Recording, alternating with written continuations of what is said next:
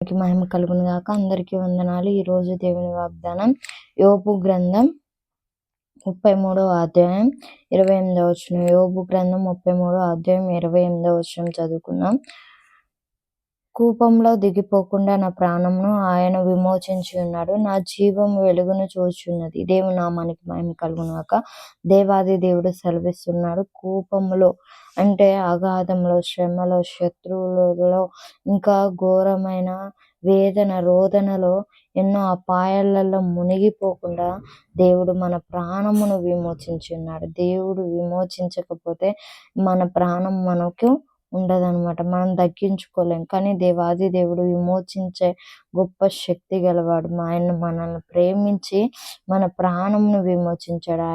ఆయన తప్ప వేరొకరు విమోచించే వారు ఉండరు అనమాట. ఎవ్వరు లేరనమాట. అందుకోసమే దేవుని వాక్యం సెలవిస్తుంది. ఇక్కడ యోబు అంటున్నాడు, నా జీవం వెలుగును చూచున్నది. ఎవరి జీవం అంటే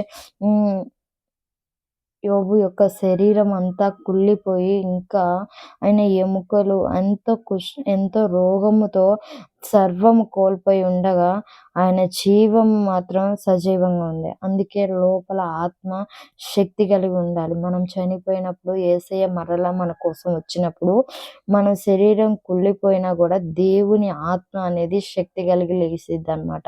అందుకోసమే యోబు చెప్తున్నాడు, నా శరీరం కుళ్ళిపోయినా ఏమైపోయినా నా సర్వం పోయినా నా జీవం మాత్రం వెలుగును చూస్తున్నది. వెలుగు అంటే యోహాను సువార్తలో దేవుడు వాక్యం సెలవిస్తుంది, ఆయనే వెలుగై ఉన్నాడని సెలవిస్తుంది దేవుని వాక్య లేఖనం ప్రకారం.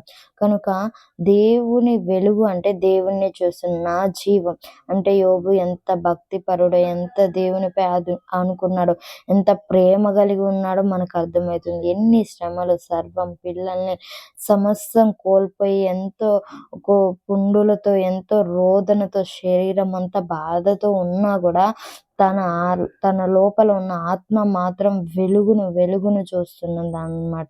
కనుక మనం బయట ఎలా ఉన్నాం, మన ఆత్మ మాత్రం శక్తి కలిగి, బలం కలిగి, జీవం కలిగి ఉండాలి. యోబు వలె నీతిమంతుడివే, యథార్థవంతుడివే ఉన్నావా? అయితే నీ ఆత్మ కూడా వెలిగింపబడి బహుశక్తి కలిగి ఉంటుంది. యోబు వలె నువ్వు ఎన్ని శ్రమలైనా, ఎంత లోకాన్నైనా విడిచిపెట్టినావా, దేవుడు నీ ఆత్మను కూడా వెలుగుతో జీవముతో, ఆత్మశక్తితో నింపుతాడనమాట. కనుక నీకు కావాల్సిన ప్రతి ఒక్కటి ఇచ్చే దేవుడు, నేను మహిమపరిచే దేవుడు, సమస్తాన్ని నేను ఘనపరిచే దేవుడు నీ మధ్య ఉన్నాడు. కనుక నీవు ఆయన్ని వెంబడించిన ఎడల ఆయన నీలో ఉండి నీకు శక్తిని ఇస్తాడు. ఇప్పుడు మనకి ఏది తెలియదు, కానీ దేవుడు వచ్చినప్పుడు అయ్యో నేను మంచిగా ఉన్నట్లయితే దేవుడు నన్ను జ్ఞాపకం చేసుకుంటాడని నువ్వు ఒకనొక దినాన రొమ్ము కొట్టుకోక మునుపు ఈ దినాన్ని దేవుని వైపు తిరిగి నీకున్న దానిలో కొంచెంలో అయినా నమ్మకంగా ఉండి దేవుని సేవించిన ఎడల నీ జీవం పరలోకానికి చేర్చబడుతుంది. శరీరం మిగిలిపోయినా దేవుడు ఆత్మీయ శరీరాన్ని ఇచ్చి మరి నీ జీవాన్ని పరలోకానికి తెరుస్తారు. కనుక మనం ఏది వ్యర్థంగా ఉండొద్దు. ఎక్కడా కూడా దేవుని నామాన్ని అవమానపరచొద్దు. ఎక్కడా కూడా దేవునికి అసహ్యమైనవి చేయొద్దు. మన పట్ల దేవుడు దయ ఉండాలి, మనుషుల దయ కూడా ఉండాలి. అలాంటప్పుడు దేవుడు గొప్ప మేలు, దీవెన, ఆశీర్వాదం అనేది ఇస్తాడు. కనుక ఎవరి శరీరాన్ని కాపాడలేరు, కానీ మన శరీరాన్ని, మన ఆత్మని, మన ప్రాణముని సజీవంగా, సంతోషంగా దేవుని యొద్దకు పంపించే రీతిగా మనం జీవించాలి. అప్పుడు దేవుడు మనల్ని జ్ఞాపకం చేసుకుని ఉంటాడనమాట. అప్పుడు మన ఆత్మకి విడుదల. లేకపోతే మన ఆత్మని మనం శరీరానుసారంగా ఉండి నరకానికి పోయి మనల్ని ఇబ్బంది పెట్టుకోవడం కన్నా దేవుని మార్గంలో నడిచి దేవునికి ఇష్టమైన క్రియలు చేసి దేవునికి ఫలించే, అభివృద్ధి చెందే జీవితాన్ని దేవునిలో ఉంది.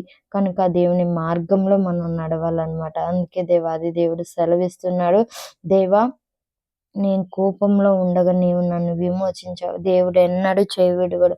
నువ్వు ఏ శ్రమలో ఉన్నను నిన్ను విడిపించడానికే దేవుడు ప్రతి క్షణం చూడ్డానికి తన 2 చేతులు చాపి చూస్తున్నాడనమాట. కనుక నీవు విడిపించబడి నీ ఆత్మ జీవం వెలుగును చూచి అనేకులకి నీవు వెలుగుగా మారాలి. నీలో వెలుగున్నప్పుడు చీకటి నిన్ను అంటనేరదు. ఆ వెలుగులో అనేక ప్రజలు నడిచి వస్తారనమాట.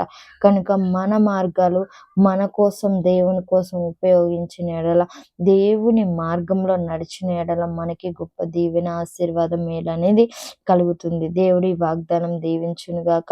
ప్రార్థించుకుందాం. స్తోత్రములు తండ్రి, నీకు వందనాలు ప్రభా. గొప్ప దేవుడు, సర్వోన్నతుడు, సర్వశక్తిమంతుడు. ఎంతోమంది నశించిపోతున్నారయ్యా.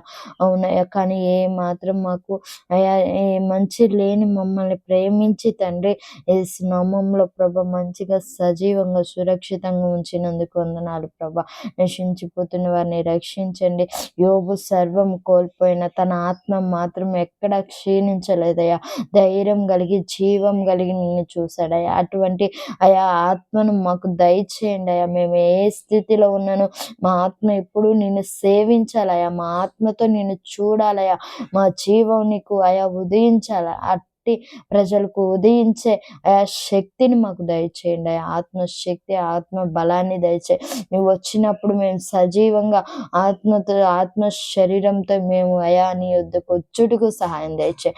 వింటున్న ప్రతి ఒక్క బిడ్డ, ధ్యానిస్తున్న ప్రతి ఒక్క బిడ్డ, అయా ప్రార్థిస్తున్న ప్రతి ఒక్క బిడ్డ మీద ప్రభా జీవం కలిగిన ఆత్మను కుమ్మరించండి ప్రభా. జీవం కలిగిన ఆత్మను కుమ్మరించండి. వారి ఆత్మను బలముగా చేయండి అయ్యా. శక్తిగా దయచేయండి. నీ అగ్నితో నింపండి అయ్యా. శరీరాన్ని దుష్టుని కాల్చివేసి ప్రభా నీ మహిమాత్మతో నింపి నువ్వు దీవించి ఆశీర్వదించి ఈ దినాన్ని నీ బిడ్డలు ఎక్కడికి వెళ్ళినా క్షేమము, మేలు, దీవెన, ఆశీర్వాదం, ఏ పని చేసిన విజయము తండ్రి. వారు చేయు పనులన్నిటిలో తోడుగా ఉండండి తండ్రి. అలాగే ప్రయాణాలు కూడా నువ్వు క్షేమంగా నడిపించండి. నీ ఆత్మ బలంతో నింపండి తండ్రి. అలాగే తండ్రి యేసయ్య బిడ్డలందరినీ నీ ఆత్మతో నింపి బహుగా వాడుకొని నీ మార్గంలో అనేకులకి వెలుగుకరంగా మమ్మల్ని మార్చి నీతిని, రాజ్యాన్ని మాకు దయచేయమని ప్రభా. ఎంతో మంది వెలుగు లేక బాధపడుచున్నారు ఈ లోకంలో. వారిని కూడా నువ్వు జ్ఞాపకం చేసుకోయా. వారిని కూడా ముట్టి ప్రభా అనేకుల్ని ఆ చీకటి అంధకారం నుంచి ఇడిపించి ప్రభా మేలుతో నింపి ప్రభా రాజ్యానికి చేర్చమని నజరేయుడైన యేసుక్రీస్తు అతి శ్రేష్ఠ నామమున అడిగి వేడుకుంటున్నాం తండ్రి. ఆమేన్.